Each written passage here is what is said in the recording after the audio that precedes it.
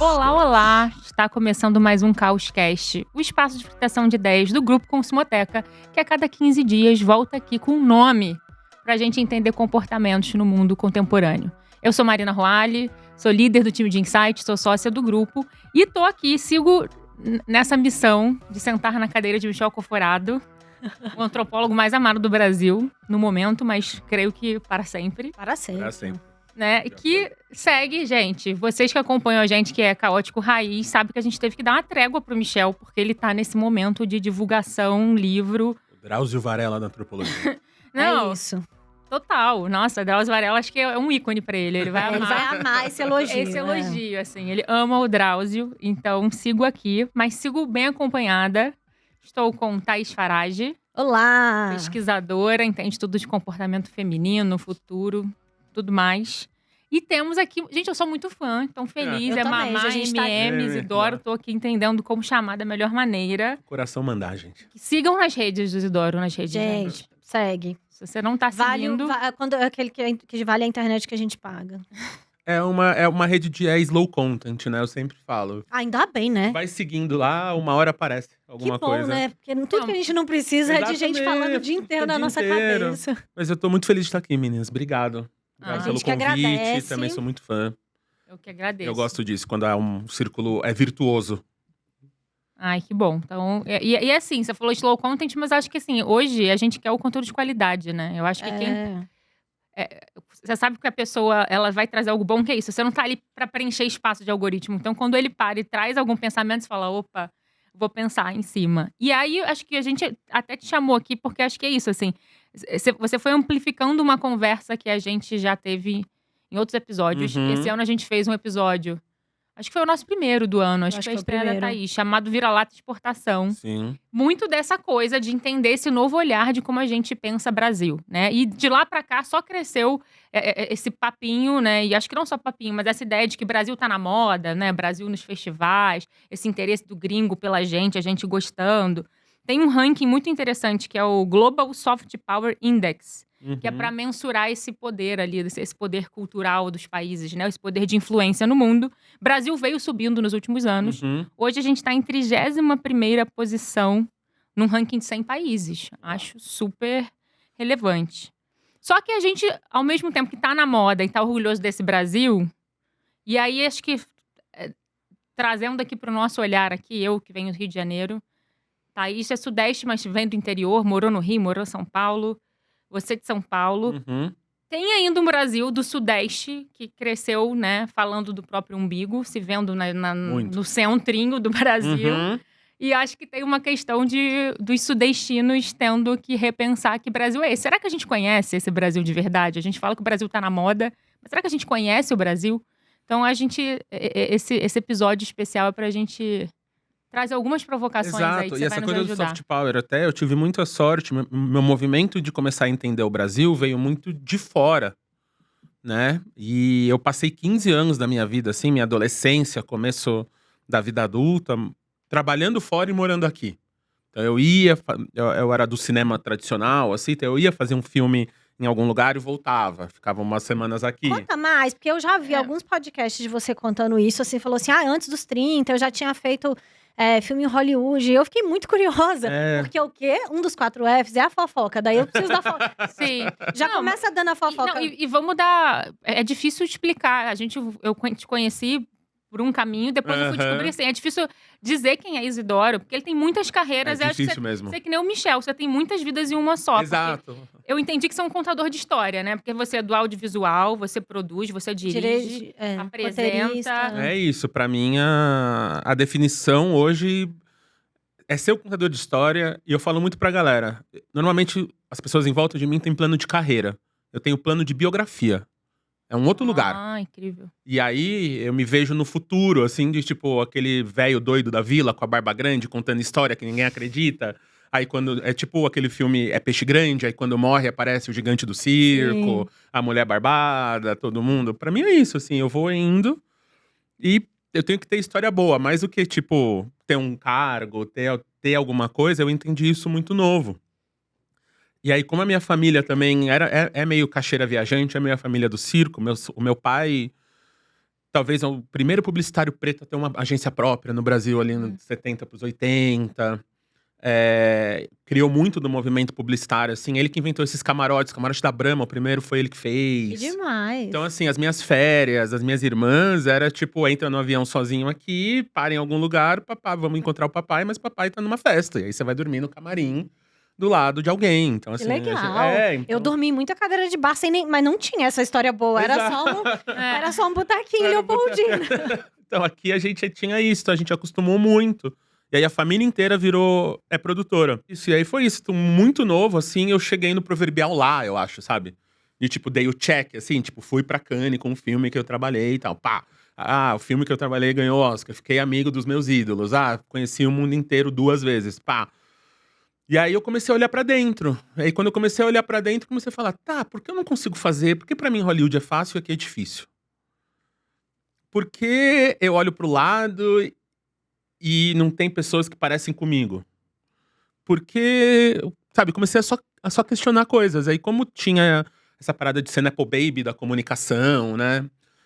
Mas um Nepo Baby diferente, porque não era um Nepo Baby branco, né? De alguma... Tradicional família paulistana. Tradicional, era uma família mista e tal. Já tinha umas questões. Cresci em Alphaville, então o único preto a estar lá.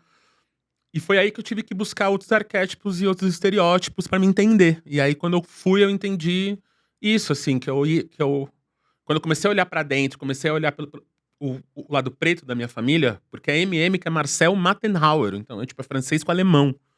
De uma família alemã judia com uma família escravizada. O meu avô fez 100 anos esse ano. A minha bisavó... A minha bisavó era escrava.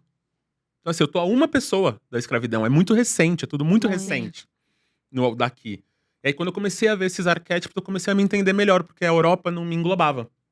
Então, quando o pessoal falava, você é o contador de histórias, eu acho que eu sou muito mais um griot. É muito mais um arquétipo africano. Porque é isso, eu tenho que viver a história pra reportá-la. Sabe? Pra passar pra vila aqueles conhecimentos, aquelas informações. E quando eu faço aquele post, pra mim eu tô fazendo exatamente o que os meus ancestrais faziam. O pessoal, porque você é um tradutor. Não, eu sou muito mais Exu. Uhum. Eu tô conectando os 2 mundos. Às vezes um mundo da classe A pra classe C, às vezes um mundo do Nordeste pro Brasil, um mundo do exterior pra cá e vice-versa. E aí foi nesse movimento aí que eu tive que começar a me encontrar. E aí, pra me encontrar, eu tive que sair. Aí eu entendi completamente porque o Alquimista, ele vendeu tanto, sabe? De tipo, você sair de casa, dar a volta e voltar pro quintal e se achar. Porque foi exatamente o meu processo. Eu falei, olha só. Mas é que você volta diferente, né? Você consegue olhar pra de onde você saiu. É a jornada do herói. Eu entendi completamente. Ela não existe à toa. Não, e é interessante você trazer isso, assim, porque pesquisando e navegando por entrevistas, seu conteúdo, né?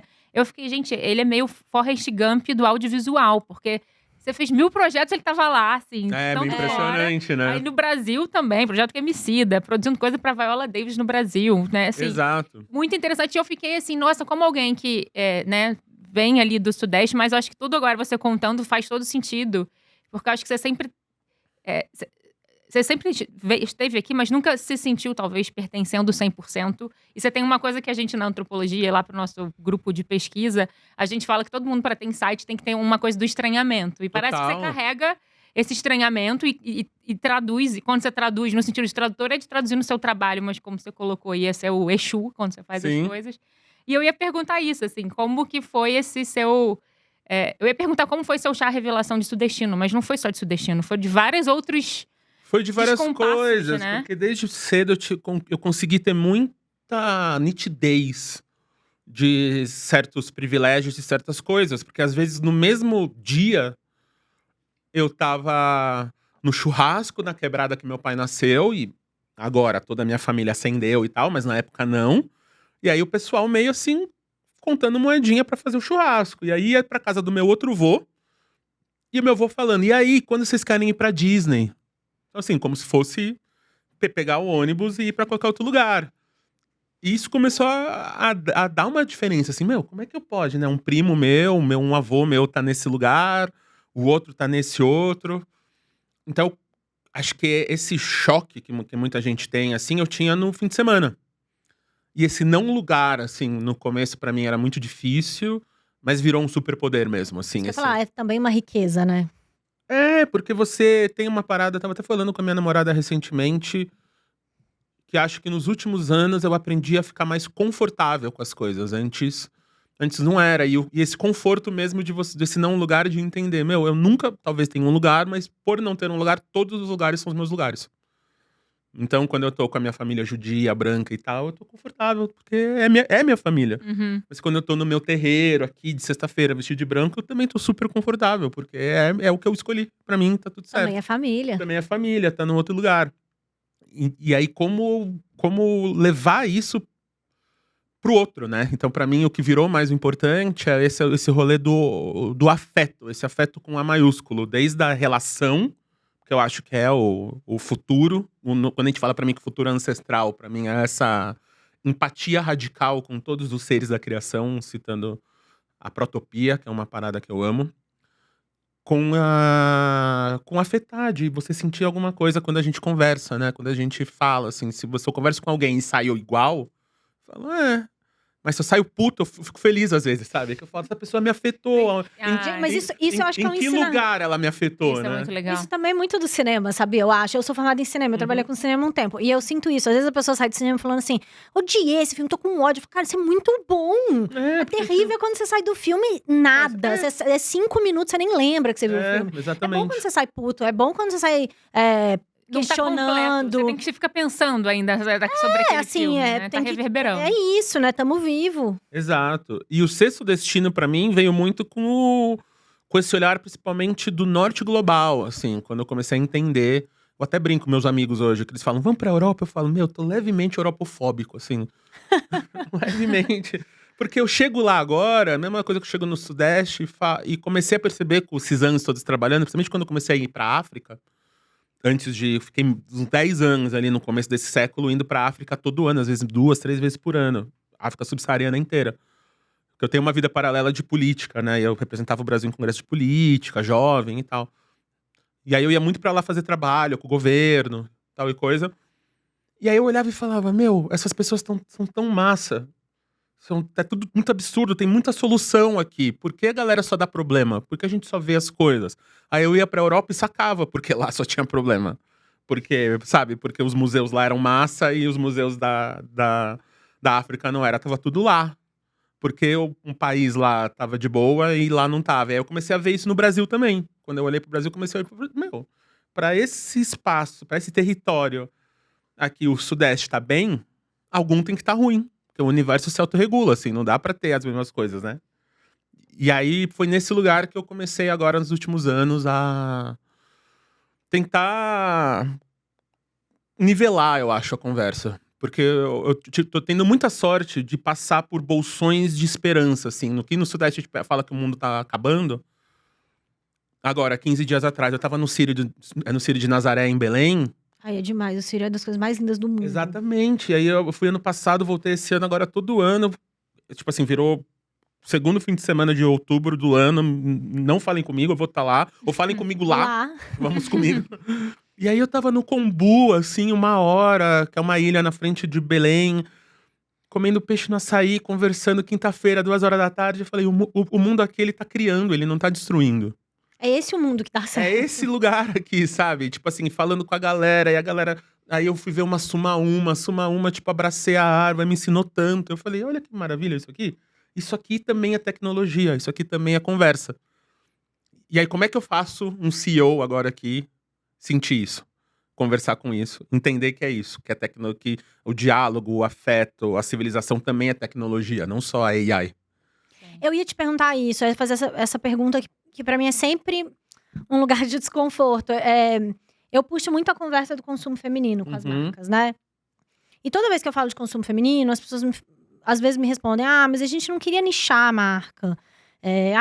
Mas esse nicho... E eu falo, gente, mulher não é nicho. Sim. Precisamos parar de falar que mulher é nicho, né? Assim, mulher é responsável por mais de 60% da decisão de compra no Brasil. É muita coisa. A mulher inventa o conceito de família. A mulher tá sobrecarregada cuidando e ainda pensando como é que vai dar uma vida melhor para todo mundo. Tanto para os pais quanto para os filhos, né? A mulher Talvez mulher seja a grande tecnologia. Mas, e às vezes eu sinto que eu não consigo, todo mundo entende, né? E eu fico tentando ancorar sempre em dado, em pesquisa, porque né, com dado é difícil lutar contra o dado. Mas aí eu sinto que eu falo, e a pessoa no final fala, legal, então. Mas aí os homens, você fica assim, como é que você faz? Como é que você tem conseguido fazer essa revolução no mercado? Então, porque o mercado, assim, com todo respeito, assim, eu não quero comprar briga com nenhum publicitário, eu tô muito feliz. Não, te compro, mas o mercado, ele é muito conservador, gente. Ele é. E aí tem uma parada que eu falo quando eu sou Exu, assim, que é tentar entender os dois lados. Claro. E aí tem uma parada que é sistêmica. Durante alguns anos eu trabalhei com um instituto de futurologia na Califórnia, que é o Institute for the Future. É o primeiro instituto de futurologia que existiu, criado por 2 caras que inventaram a internet. Literalmente estavam na DARPA inventando a internet. Falaram, mano, se isso aqui dá certo, pode acontecer isso, isso, isso. Acertaram, falaram, acho que a gente é bom nisso. Mas eles tinham muito problema de aterrar as histórias, as narrativas, dava dado e não narrativas. E aí um amigo meu foi trabalhar lá, me chamava para escrever as historinhas de como a gente assenta. E sempre no fim do evento, era evento com todos os CEOs, CMOs e CFOs, todos os C-levels da Fortune 500, aparecia gente do FBI, da CIA, da NASA, e a gente lá, e aí a gente contando historinha e fazendo um teatrinho pra mostrar pra eles, que era maneira às vezes de aterrar. Mas sempre o conceito final da conversa era, enquanto não mudarmos o sistema de pensarmos o capitalismo, isso não muda. Então, enquanto não mudarmos o trimestre, a ideia de quarter não muda. Por quê? Quando você ganha um emprego, o seu principal emprego fica sendo você não perder aquele emprego. Sim. Então, eu vou arriscar, sendo que eu tenho performance review daqui 2 meses. E aí, se meu chefe é gringo, ele vai entender? Porque ele vai olhar, o gringo vai olhar pro lado e não vai entender que tem pretos. Porque ainda mais nos Estados Unidos, Europa, que é um crescimento de gueto, né? Sim. Fica as cidades, os bairros, essas coisas. A gente não consegue... Eu nem... Às vezes, se você quiser, você nem convive com pessoas diferentes. Os bairros judeus, as pessoas ficam ali. Né? Os bairros pretos, as pessoas ficam ali.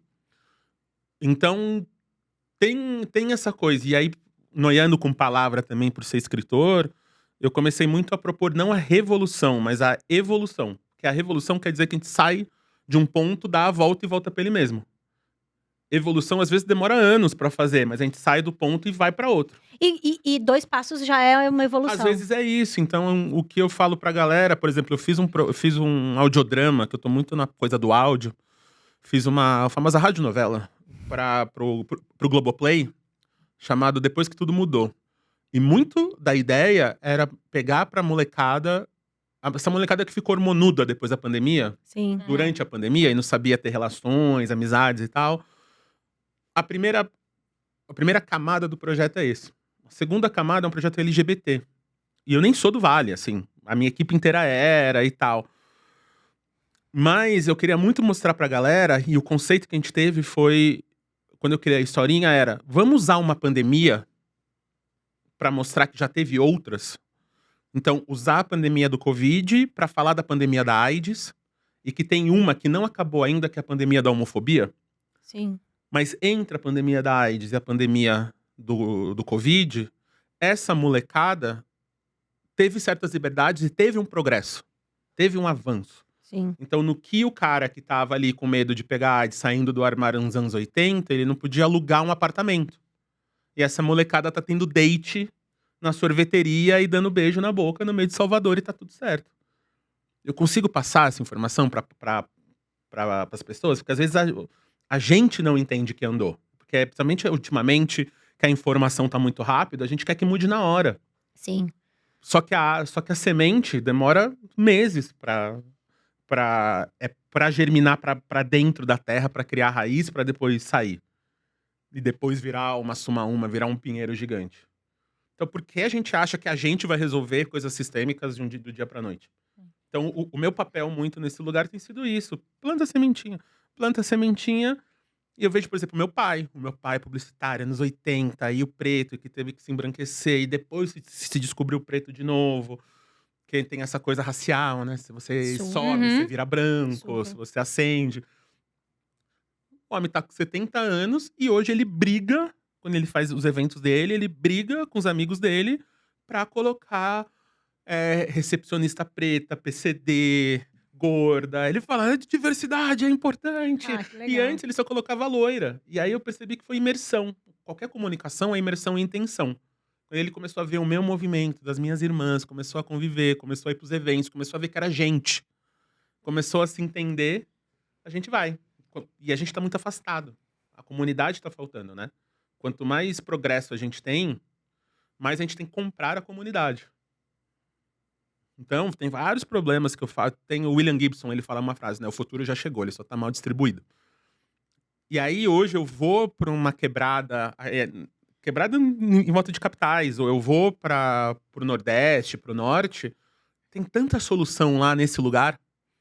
E aqui não. Aqui, se você é mãe, lá você liga pra uma prima, se a avó vai ajudar.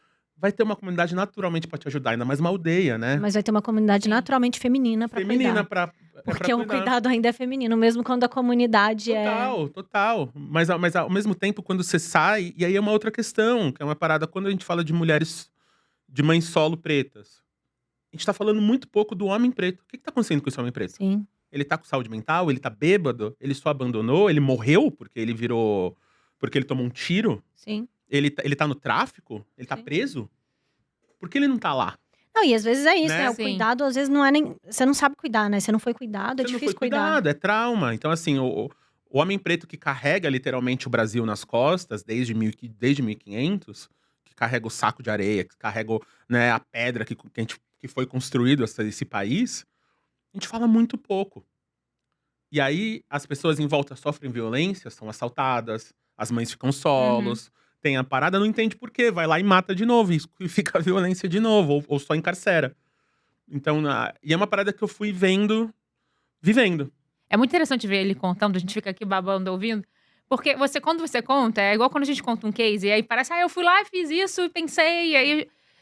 Só que tem um jeito de olhar, eu acho que quando você fala isso não é um projeto, é um processo, que é isso, assim, acho que enquanto as pessoas estão pensando comunicação pelo formato, o que eu tô entregando, você tá pensando, parece que sua cabeça não é o formato, é uma outra coisa por trás, Sim. que tem muito a ver com essa sua capacidade de como você olha e lê Brasil, né? Você consegue ler o Brasil por partes, mas também por todo. Sim. E consegue, acho que tem uma coisa de você consegue hackear e entrar no mainstream, Total. mas vai ter essas sementinhas que, opa, não é esse mainstream que você conhece, conhece essa história. Então, eu sei o que é o pop, mas eu conheço o chá de boldo, eu vou pra cá, eu vou pra lá. Eu acho que você tem uma capacidade de ler um Brasil de abundância que você fala aí, que eu queria ouvir a sua visão de como, pra quem quer começar e tá entendendo que, assim, opa, tô olhando do jeito errado.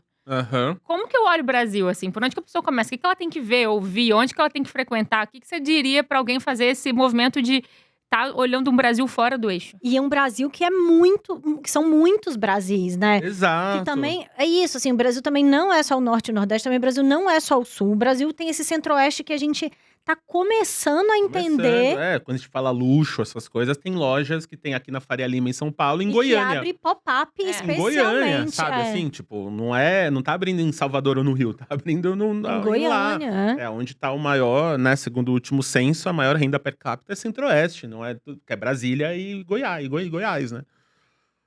Mas acho que tem essa coisa que é isso, assim, cada vez mais eu ando vendo o Brasil, entendendo o Brasil mais como Europa do que os Estados Unidos. Num lugar tem uma macro-identidade, que é o europeu, mas a gente tem muito a micro-identidade, que é o nosso território, o país. Onde os Estados Unidos é muito homogêneo, né? De costa a costa, você é americano. Né? Você vai ter as mesmas lojas, vai ter os mesmos consumos, você vai ver as mesmas coisas. Na Europa, não. Você tá em Portugal, é muito diferente de estar na Itália, muito diferente de estar na Alemanha. Muito diferente. Mas em cima ainda tem um Eurovision, sabe? Ainda tem um movimento europeu, assim, de Europa. Aqui, eu cada vez mais ando entendendo isso, assim. E o I é muito importante. E aí, por exemplo, o desenho que eu comecei a fazer, até para ser mais fácil a entrada, tanto para mim quanto pra galera que vai me receber, foi o movimento das grandes festas populares. Porque o Brasil, para mim, é o Vale do Silício da tecnologia afetiva, assim. A gente cria grandes... A gente é muito bom em criar esses movimentos e essas tecnologias, esses sistemas de afeto e de suporte, assim. E muitas vezes vem a partir... E todos eles viram festa, que é aí que vem os meus 4 Fs, que a gente fala daqui a pouco. E aí, quando eu chego nesse lugar, é uma outra dinâmica, né? Então, de festa de Iemanjá em Salvador, aos São Joões, seja Caruaru, seja Campina Grande, que tem essa rixa, ao Círio de Nazaré, ao Boi Bumbá, ao Oktoberfest. Então, agora eu fiz Círio de Nazaré, fiquei em São Paulo um dia, fui para o Oktoberfest em Santa Rosa, cidade da Xuxa, quase na Argentina. Aí depois eu fui pro Rio, aí fui pra Porto Alegre, aí tô aqui, tipo assim, esses últimos 15 dias. E você fica tomando uns choques. Porque aí não tem como você não ser afetado, como eu falei. Porque quando você vai pra um São João, por exemplo, Campina Grande, Caruaru, você chega lá, é 200 mil pessoas por noite. Durante 30 e poucas noites. Então, se a gente fizer a conta de duração e de número de pessoas, são 4 vezes o Rock in Rio. Você fala, por que a gente fala só do Rock in Rio? Essa galera tá aqui. Passou 3 milhões de pessoas aqui durante um mês. Tá. Aí, do jeito que eu sou, fui conhecendo gente e tal, fiquei amigo dos artistas que tocam.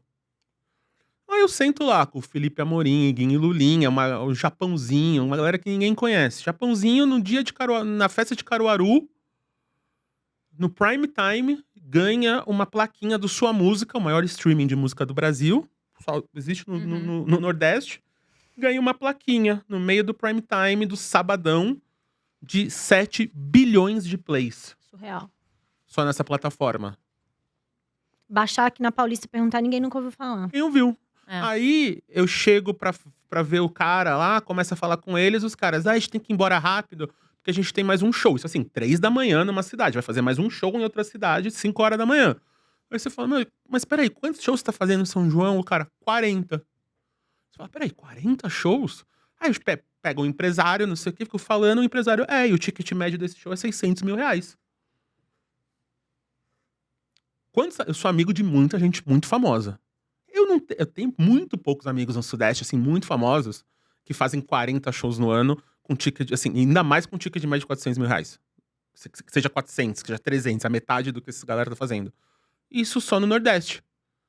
Isso não... Enquanto a gente... E agora tá rolando um movimento muito interessante, que é por isso que a gente tem que ir, que é um movimento quase de emancipação cultural dessas regiões. Então, o Nordeste e o Norte, hoje... O Sul, acho que meio sempre teve isso, assim. Mas os outros lugares estão falando, a gente não precisa ir pro Sudeste, não. Aqui, isso aqui garante. Não preciso. Faço já os meus shows aqui, já tô aqui, já consumo aqui, vou falar pra essa galera. E mesmo marcas, né? Marcas, então você pega o Grupo Mateus. Grupo Mateus de supermercados, o Mix Mateus, que é o nome da marca pra fora. Já tá dando mais lucro a ação do Grupo Mateus do que o Pão de Açúcar. Sim. Sem pisar no Sudeste. É Nordeste com um pouquinho de Norte. E não precisa. Até porque... E não tem... É isso, outro dia eu tava dando uma consultoria pra uma marca que... Não vou falar o lugar, não quero que a marca se identifique. Mas, enfim, tava dando consultoria pra uma marca que não é do Sudeste. E aí ela, muito ansiosa, a consultoria inteira era sobre vender Rio e São Paulo. Eu falei, mas por quê? Essa quantidade de marca que tem em Rio e São Paulo, amiga. Vai vender aí, faz sua comunidade, bota sua galera. Mas tem um fetiche, né, eu sinto, às vezes. Assim como a gente tem o fetiche do homem branco, né, o homem branco é a neutralidade. Parece que o Sudeste é esse lugar do... Assim, você deu certo no Sudeste, você deu certo. Quando não é verdade. Um lugar parece que é de aprovação, né? É o conceito que muita gente tá falando agora, que o que é Rio-São Paulo é nacional. O que é fora do Rio-São Paulo é o regional. É o regional. E aí, mas não necessariamente, porque quando a gente pega lá aquelas leituras do Clube do Trilhão, da galera que já tá pondo trilhões na economia, ou os recortes demográficos, aqui que é, acho que a gente tava falando, aqui que é um nicho, o homem branco que é um nicho, o A que é um nicho, né? Os pretos é 60%, a mulher já é mais de 50%. A mulher já tá pondo 2 trilhões na economia, os negros também.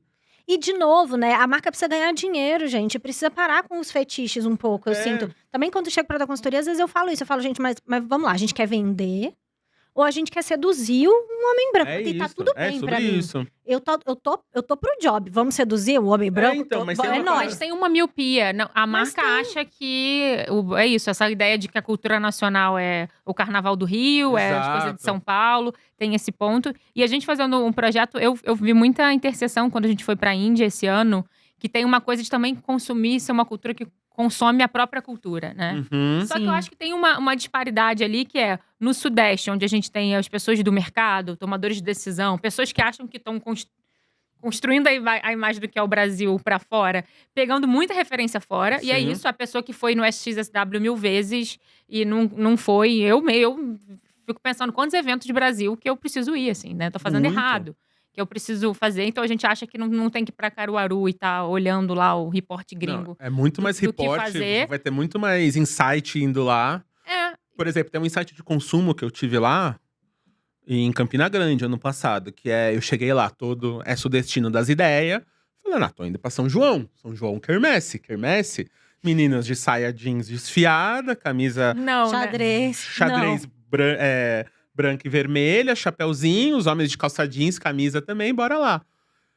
Quando eu cheguei, eu nunca vou esquecer, estavam todas as meninas praticamente de vestido preto colado assimétrico de paetê, bota em cima do joelho preta, o mesmo cabelo lambido com maquiagem, os caras de camiseta preta de gola grossa, calça colada e sapato de couro.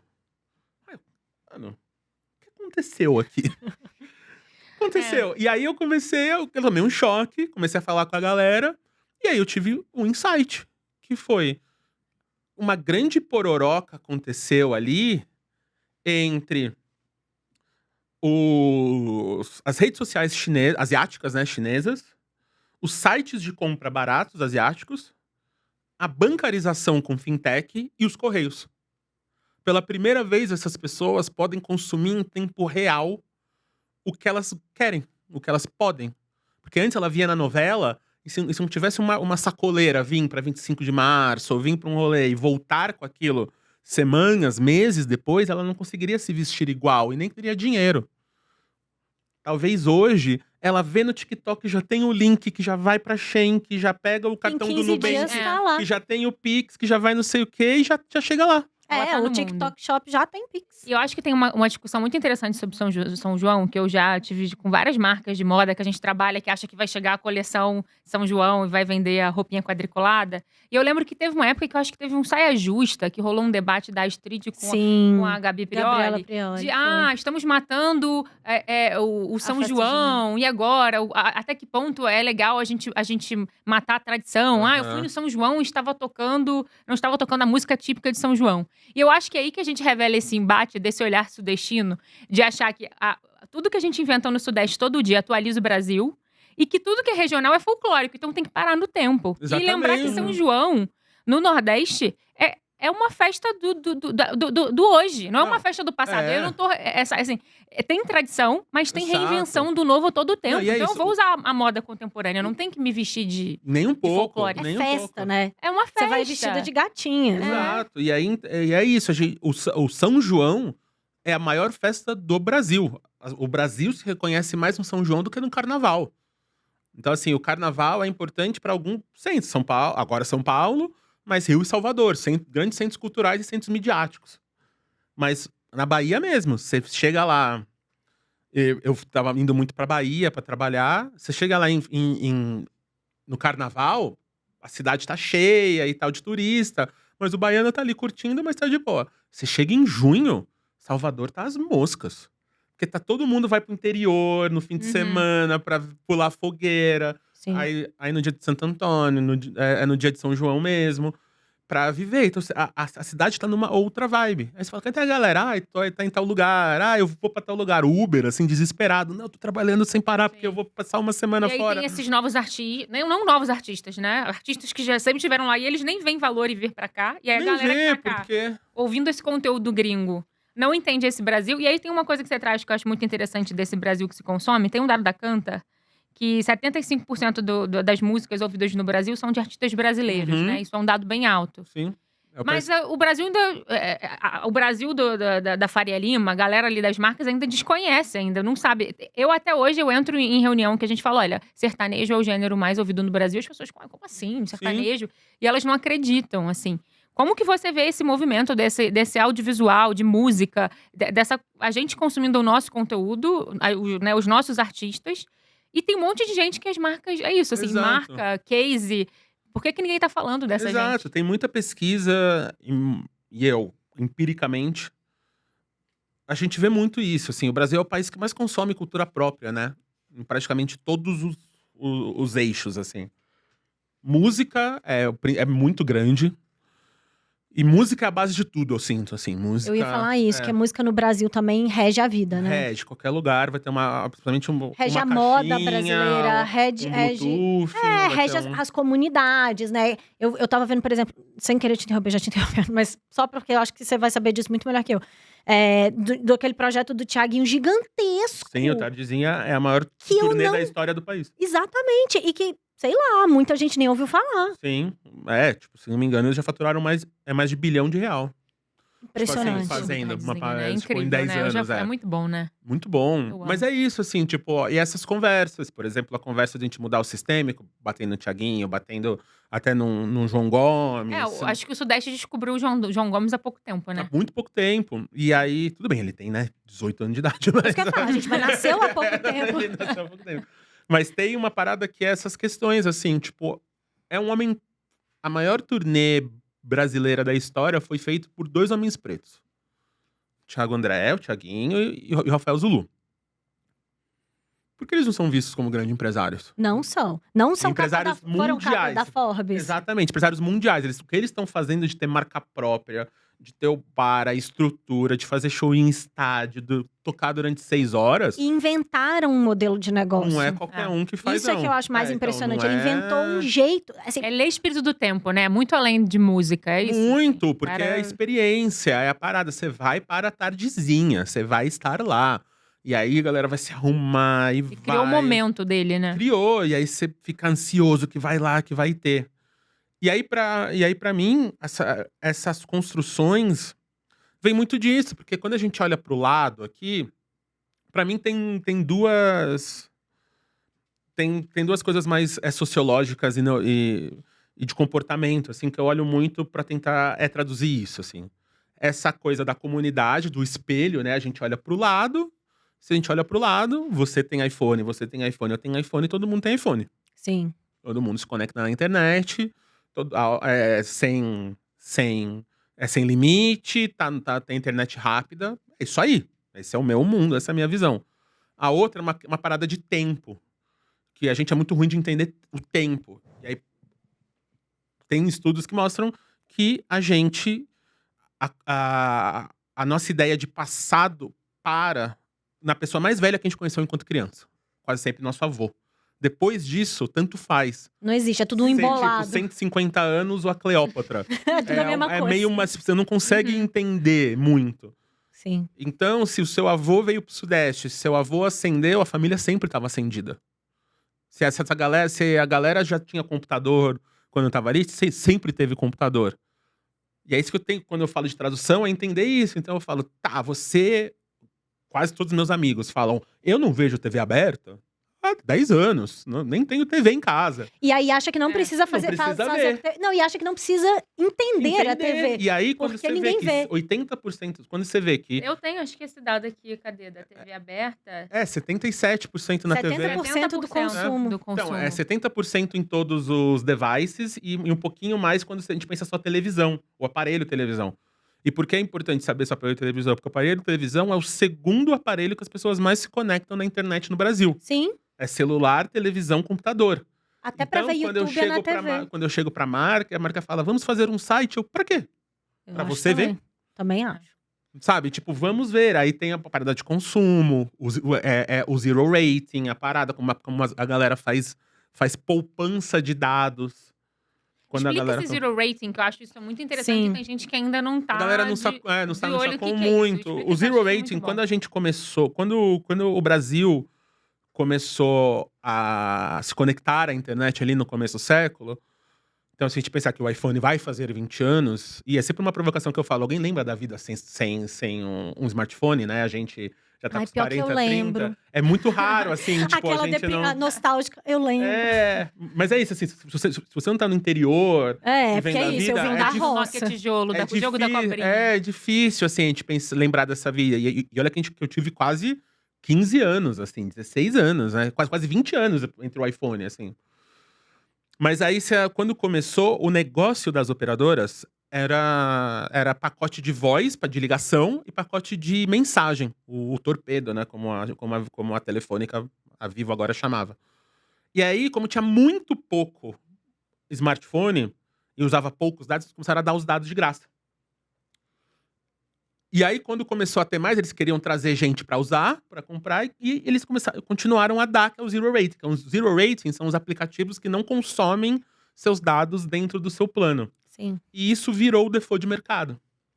E aí, quando começou a crescer muito, começou a aparecer as Big Techs, hoje, quase sempre quem subsidia isso são as Big Techs. E aí, por isso, quando a gente olha os maiores aplicativos usados no Brasil, quase sempre são de duas empresas, Meta e Google, porque é quem tá trabalhando com as operadoras de telefone para estar lá. Então não é à toa que o WhatsApp está instalado em 99% dos celulares brasileiros e tem 93% do Brasil como usando todo dia. Não é à toa que o YouTube tem 20% do share de audiência do Brasil no digital e é 4 vezes maior que todos os players pagos. Não é à toa.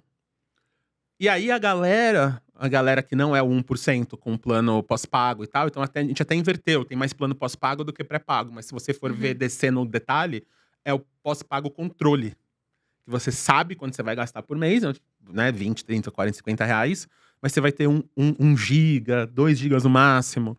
E aí pra pessoa que tá usando, ela tem que fazer poupança. Que ela fala, tá, se eu não usar o WhatsApp, o YouTube, o Facebook, o Instagram, vai sair do meu plano.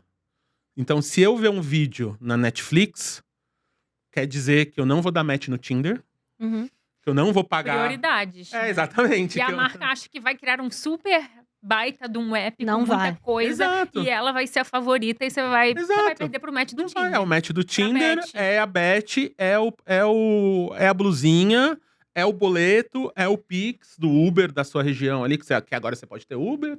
Então tem várias coisas de comportamento, e aí quando a gente pega também recorte de aparelhos, é um aparelho, quase sempre um aparelho barato, no máximo R$1.000, se é de R$1.000, 64 GB, 128, com a foto, com a música, quase sempre tudo está no WhatsApp, então a memória da pessoa está cheia, então a pessoa não vai ter banda para baixar seu aplicativo para entrar no seu site, não vai ter espaço físico ali na memória do celular para baixar, então talvez você vai ter que estar em outro lugar.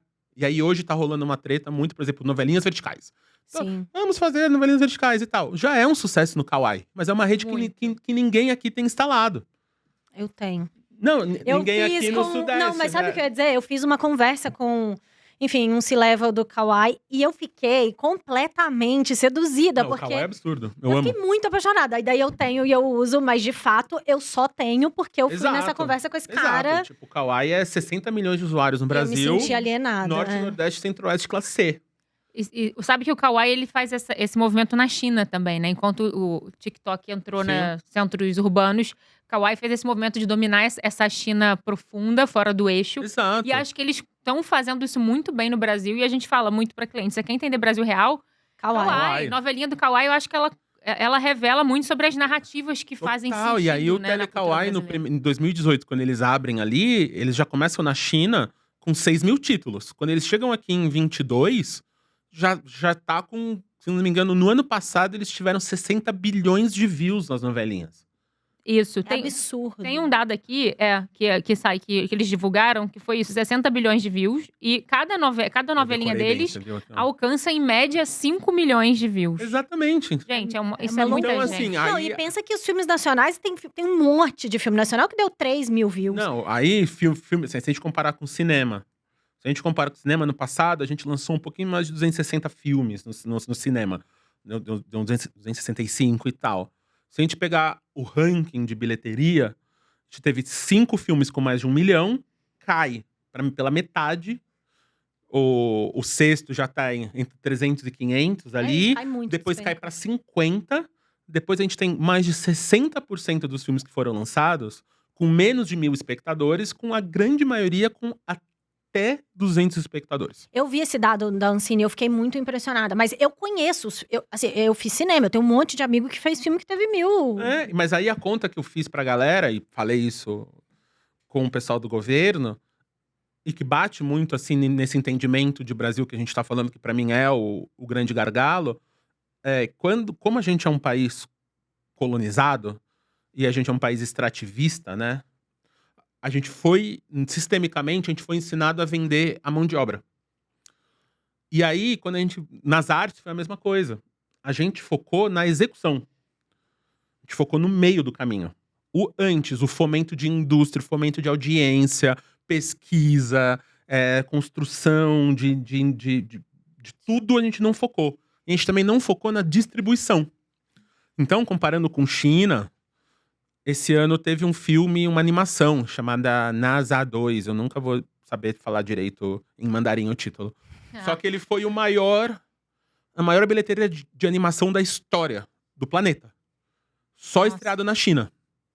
Ele foi a maior bilheteria de um filme em um país da história. Ele é quase a maior bilheteria de um filme na história. Gente, muita coisa. E é um filme. E aí eu fiz uma conta de padaria. Falar quantas salas esse filme estreou na China para ter esse número, pro número de população chinesa, para quantas salas a gente precisaria estrear no Brasil esse filme, proporcionalmente à nossa população.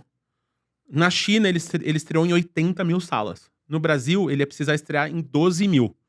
12.000 é 4 vezes mais sala do que a gente tem no Brasil hoje. Eu ia falar isso, mas não tem sala, né? A gente tem 3.300, quase 3.400. Então, assim, se a gente tá pensando... A gente pensa muito na execução. É por isso que eu falo que é processo.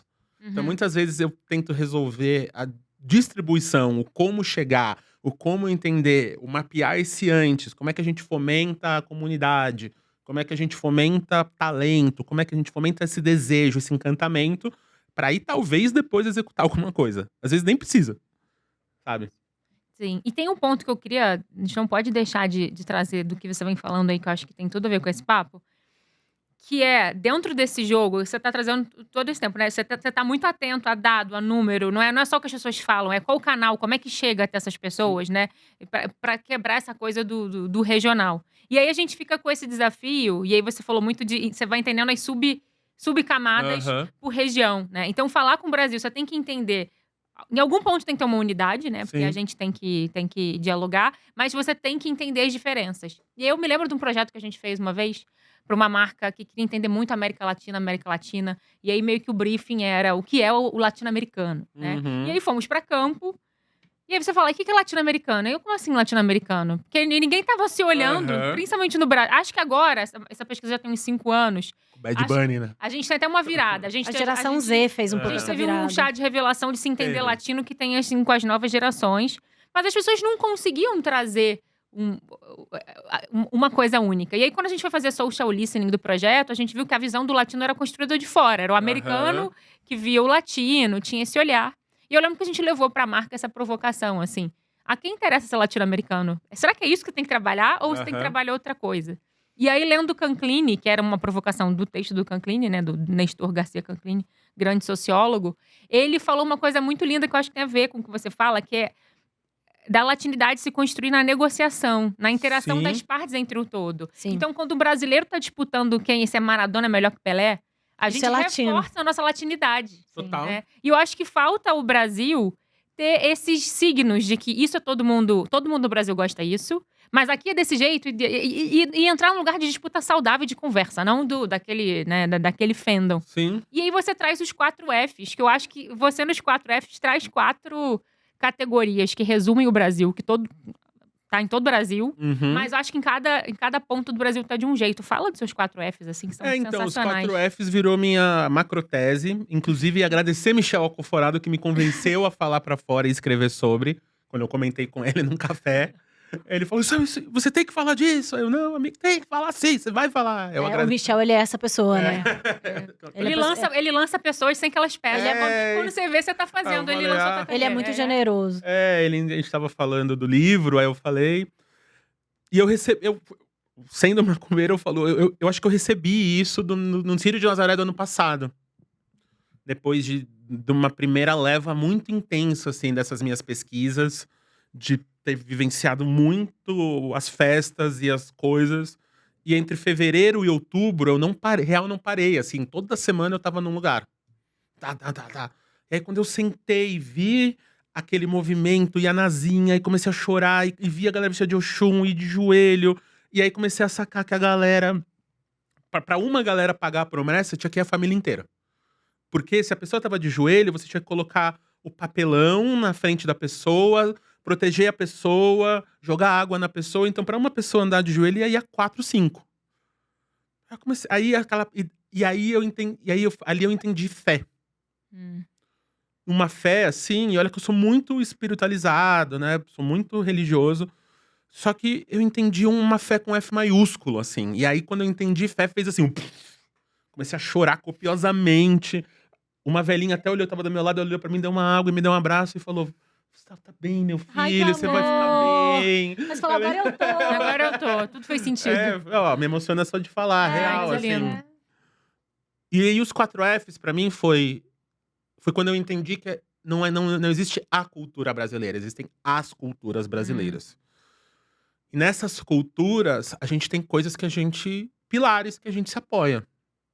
E muitos e todo lugar que eu fui tinha 4 coisas, esses 4 pilares, que curiosamente começavam com F, que eu encontrava em todo lugar, quase sempre na mesma ordem. Igual quando o pessoal fala em língua, criação de língua, a criação de cor e número, que começa na mesma ordem, o vermelho, aí acaba no azul, a mesma coisa. Aí, quando eu percebi, veio essa grande teoria, que é o fé, festa, família e fofoca. É sensacional. É E sensacional. aí, é nesse conceito disso, assim, porque o brasileiro, ele tem muita fé, e é uma fé com F maiúsculo. Quando a gente joga na loteria, a gente vai fazer uma fezinha. A gente tá sempre muito otimista, né? O brasileiro, quando eu falo o brasileiro não desiste nunca, pra mim bate nesse lugar de fé. A gente tá sempre. E aí tem a fé religiosa. Quase todos os nossos grandes signos nacionais nascem de uma representação religiosa, da fé. Né? Seja o carnaval, seja o São João, seja Iemanjá. Tem uma parada que quase sempre tá lá. Se a gente tem fé que vai dar tudo bem, quando dá tudo bem, ou quando dá errado, ou quando tem a festa religiosa, a gente faz a festa. Sim. A gente é muito bom de se celebrar, a gente é muito bom de fazer festa. Num lugar onde os Estados Unidos, a galera mora pra longe dos pais, ou vai pro outro lado do país, se encontra uma vez por ano, já puto ali Já não queria ir. no dia de ação de graças, e tipo, vai encher o saco, E aí, né, vai. Aqui, todo fim de semana tem a festa, seja no boteco, seja na casa da avó, ou seja, essas grandes festas nacionais. Porque se a gente celebra com os nossos.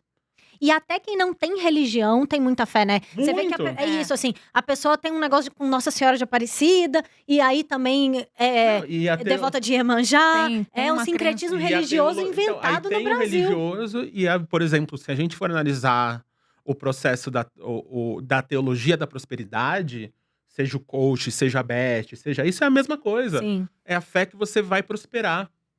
Você tá apostando num conceito, numa força maior que você vai prosperar.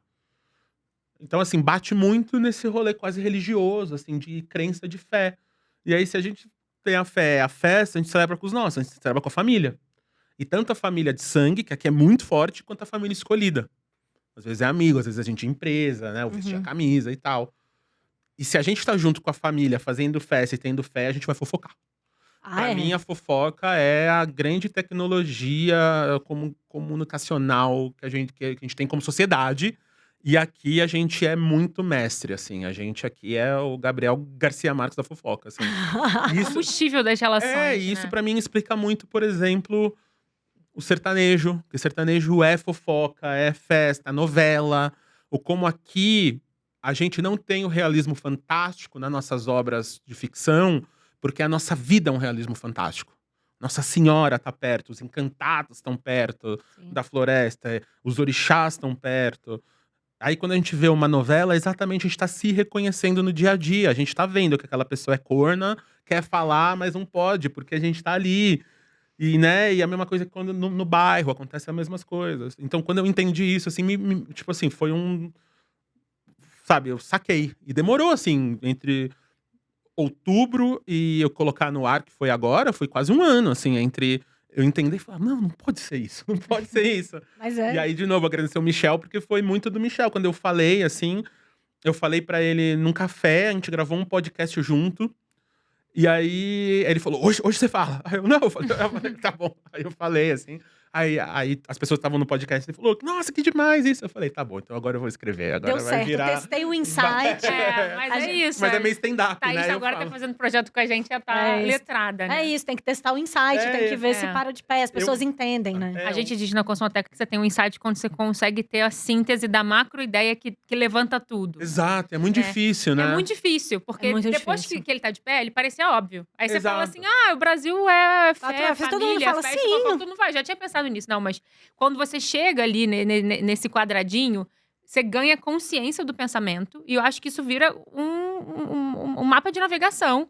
Que você vai fazer um projeto de Brasil, qualquer que seja, você tem que olhar para esses 4 Fs e falar, como é que eu tô dialogando com isso? Ó, já é a dica pra marca, gente. Pensar nos 4 Fs Eu acho total. de MM. Porque quando eu vou fazer qualquer ação, como é que isso tá pensando família? A gente fala tanto do individualismo hoje, e todo projeto que a gente fala, sobretudo a gente fez um projeto de periférico no ano passado, que foi incrível, que é falar que a cabeça do periférico é no coletivo, porque ele vive em rede. É isso. Então, tudo que as marcas fazem naquela lógica do eu, você tem que pensar no todo mundo. Essa coisa da festa, como é que você promove encontro? A fofoca é que história a pessoa vai contar.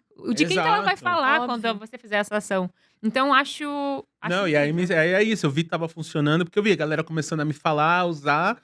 Até essa semana, alguém me marcou no LinkedIn, assim, que uma agência usou o framework, assim, de pensamento para fazer a campanha da série do Prime, do Tremembé, que é uma série puramente fofoca, né? Tipo, a série é uma grande fofoca.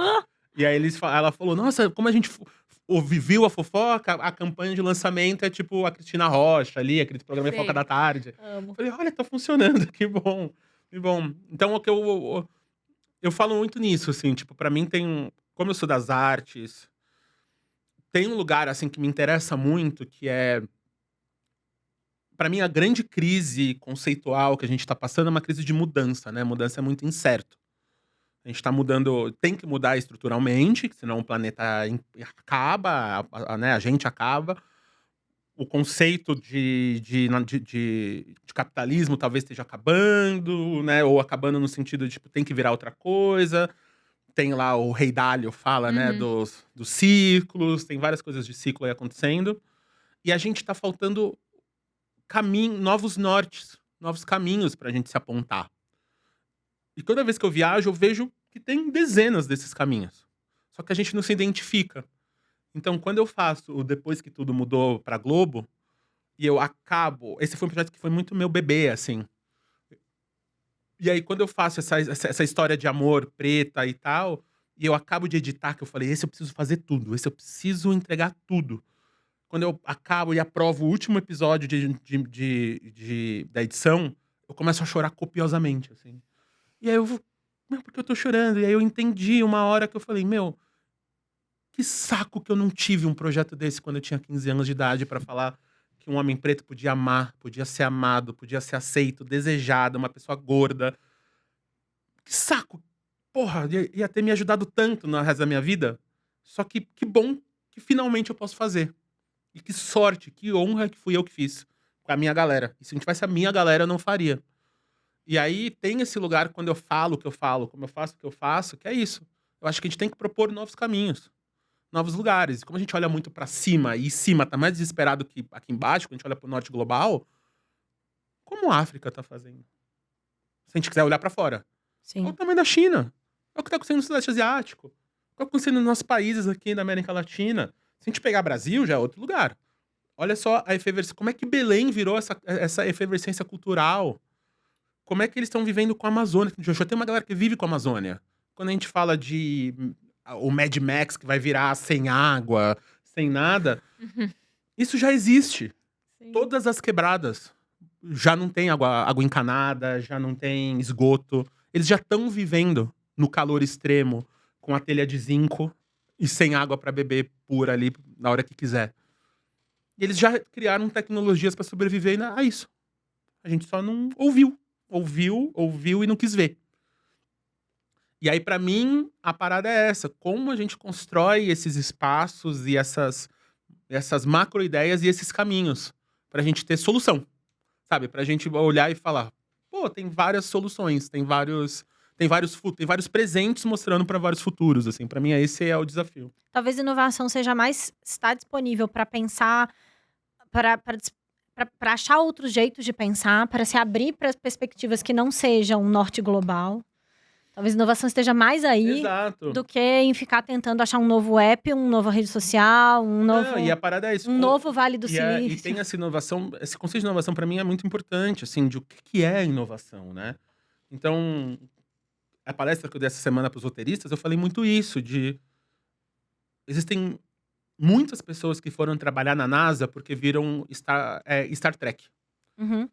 Tem muitas... Hoje, você pega esses homens héteros, brancos, bélicos, norte-americanos, que são donos das Big Techs, eles estão baseando muito do pensamento dele, especificamente o Elon Musk, nas ficções que ele leu. Ele quer ir pra Marte porque ele leu a trilogia Marte do Kim Stanley Robinson. Ele tava dando dica disso desde o começo da Tesla. Eu que sou nerd, assim, eu vi e falei, mas não pode estar fazendo isso. Aí quando ele anunciou, eu falei, olha agora, é verdade, ele tá fazendo isso. Quando eles fazem o robô humanoide, é porque eles viram o Exterminador do Futuro. Quando o Bush chega na Casa Branca e pergunta, cadê a sala de guerra? É porque ele viu Dr. Strangelove. Se a gente não começa a alimentar a galera na cultura pop, se a gente consegue alimentar a galera nas salas que a gente tá, não vai ter caminho. E aí, quando a gente ouve um João Gomes falando, pô, quero ficar de boa com a minha família, não quero ficar... Eu quero dormir cedo. Quero ir lá cuidar do meu filho. Quero cuidar do meu filho. Eu vou cancelar o show sim, porque meu filho vai nascer e o show eu faço de novo. O filho nascer de novo não vai existir. Ainda teve essa discussão. Então, assim, são coisas que pra mim é onde bate. Então, essa parada de Brasil, eu real acho que o Brasil é um farol. Quase todas as soluções dos problemas que a gente precisa pra essa mudança sistêmica do Ocidente, a gente já faz aqui. É só olhar pra dentro. A gente já tem aqui as respostas. Mas a resposta não tá na Faria Lima, a resposta não tá no Leblon. Precisa viajar, conhecer mais o Brasil, entender os 4 Fs. Exato. Se familiarizar Viver. com esse conceito. É isso, a parada é vivência. Vai Sabe viver esse o que Brasil. eu aprendi aqui com... Vou falar mamar agora, porque a gente viu? tem que... Falar, tem que funcionou depois lá. de tudo... Vai, Brasil. Eu acho que você deixa essa lição pra gente de... As pessoas ainda têm essa preocupação de olhar o Brasil, mas eu acho que você não olha o Brasil só com cabeça. Você sente o Brasil com o coração, porque tudo que ele conta pra gente, você é atravessado. E aí, quando você falou de afeto, nesse lugar que tá tão desgastado as pessoas falarem de afeto, mas você traz o afeto que eu acho que é o Vladimir Safatov, ele fala da capacidade de ser afetado. De isso. entender Sim. corpo, não entender só a cabeça. Sim. E você vive Brasil, você é afetado pelo Brasil. Isso é incrível. Eu acho que isso que tem que ficar pras pessoas E de pra mim é inspiração. isso. Quando a gente muda a cosmovisão, a gente muda isso. Então hoje eu tô me propondo a isso. Quando eu estou no meu terreiro, eu não tenho um livro sagrado pra ler. Eu sou ensinado pela dança, pelo cheiro do incenso, pela cor das roupas, pelo gosto da comida, por uma língua que eu nem sei o que é que tá dizendo, pela batida do tambor. Eu sinto, aquela mensagem é passada. Eu entendo o que são os orixás, eu entendo os preceitos, eu entendo as coisas. Às vezes alguém tem que vir e traduzir, mas a gente aprende. Então, assim, só sentar e ler um report é muito distante. Porque aí eu falo, se eu tô aprendendo lá coisas complexas, muito complexas sobre a vida, talvez é isso, eu tenho que sentar, eu tenho que ver. E é uma outra cosmovisão, assim, de tipo, isso aqui talvez ler um texto só funcione num lugar geograficamente que eu vou ficar 6 meses dentro da casa porque tá nevando e eu não consigo sair de casa. E aí você cria essa mecânica de troca de informação e tal. Aqui é quente, aqui é trópico, aqui é floresta, aqui é natureza. A gente tá convivendo, a gente tá trocando, bora lá. Então o viver e o atravessamento da cosmovisão é isso, amiga. Tipo, como é que a gente entende, até no nosso trabalho acadêmico, assim. Tipo, cada vez mais as pessoas estão me falando, né? Que eu tô sendo mais acadêmico e tal. Ainda não aceitei, mas tô aceitando. Mas eu acho que muito vem dessa outra cosmovisão mesmo, assim, de tipo, do viver. E o viver, pra mim, é a grande tecnologia do século XXI que a gente traz. Quando eu falo que a gente é o Vale do Silício da tecnologia afetiva, é que ninguém fica parado numa roda de samba. Sim. Uhum. Ninguém fica inerte ao carnaval. Ninguém não chora ouvindo um poema, ninguém não fica absurdado quando vê uma etnia indígena daqui fazendo um ritual, tipo Quarupi. Isso é afeto. Não é só o amor, olhar no olho e escrever um poema. A gente afeta muito as pessoas. Por isso que eu acho que esse número aqui do soft power é quando você olha pra cima. Porque quando você olha pro lado, você olha pra África, pra outros lugares, a gente é número 1, assim, disparado. Que delícia de episódio. Eu acho que a gente pode ir encerrando com essas dicas. Enfim, acho que a grande dica é vai viajar, vive o Brasil, dança, come, conhece as pessoas, ouve histórias. É isso, deixa ser afetado pelo corpo, mais pelo corpo, menos pela cabeça. Isso. Só vou fechar, pedir pra você deixar uma dica de Joga na Roda que a gente finaliza, que é uma dica de um conteúdo, filme, série, alguma coisa aí pra nossa audiência pra pensar tudo isso que a gente falou. Olha, hoje eu acho que eu vou falar. Acesse o Sua Música. Esse aplicativo do Nordeste. Boa. Esse site. Porque ali é um outro pensamento de tudo. É um outro pensamento de consumo. Porque eles dão de graça a música. E aí tem a publicidade, mas aí eles tem o show. São artistas assim que você vai conhecer um ou dois ali, talvez. O Xande Avião, o Natanzinho, o Calcinha Preta. Algumas bandas que já vieram pro Sudeste em algum momento. Mas o resto da galera você não vai ter ideia. E é alguma das músicas mais massas, assim. Tipo, alguns dos shows mais massas, algumas coisas mais legais que eu fui recentemente. Eu descobri ali. Falei, vou lá ver o Felipe Amorim 3x1. Que é um dos shows mais legais, assim, de brincadeira. Um show que vai ter raio laser, vai ter gente vestida de macaco, gente voando em cima da gente. Eles vestidos de cangaceiro do futuro com raio laser e CO2 e fumacinha. E parece um show do Alok, só que os caras estão cantando piseiro. Muito Você bom. fala, mano, não tem. Então acho que Sua Música, assim... Sua Música barra Kawaii, assim, esses dois lugares que são lugares que estão... Quando você entra, já é às vezes você tem que ter tradução, assim, pra entender o que tá acontecendo, sabe? E aí eu iria pra esse caminho pra começar. Muito bom. Thaís. Eu vou indicar... Eu vou fazer uma dica mais careta. Mas é que eu acho... É meu filme preferido, aí eu vou querer indicar. Tem um curta do Joaquim Pedro sobre Manuel Bandeira, que é das coisas mais lindas do mundo. E é muito Brasil. E tem no YouTube, é fácil de ver. Então eu vou indicar esse. Chama... Peraí que eu esqueci o nome. Chama O Poeta do Castelo. E é um curta, é rapidinho de ver, é lindo. E eu acho que é dessas histórias brasileiras que... dos grandes poetas brasileiros, um grande cineasta brasileiro. Dessas coisas que não podem ser esquecidas, que eu amo. Incrível. E eu vou indicar... Pablo e Luizão tá no Globoplay, que é a série Por do Paulo favor. Vieira. É maravilhoso. Gente, Paulo Vieira Paulo Vieira que conta um histórias gênio. maravilhosas. Nem Gente, vamos falar aqui.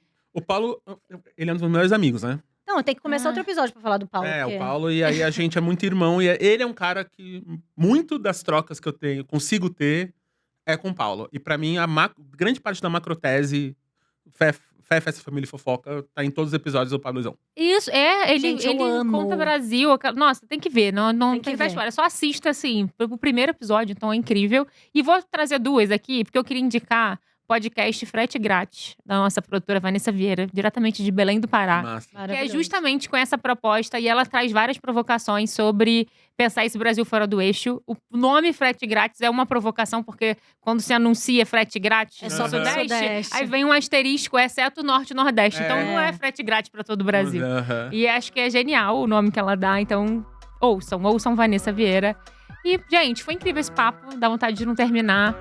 Amei. Mas muito obrigada, Isidora. Obrigado a vocês. Volte mais. Eu sou bem facinho, é só chamar que eu apareço. Beijos, tá ótimo. Valeu.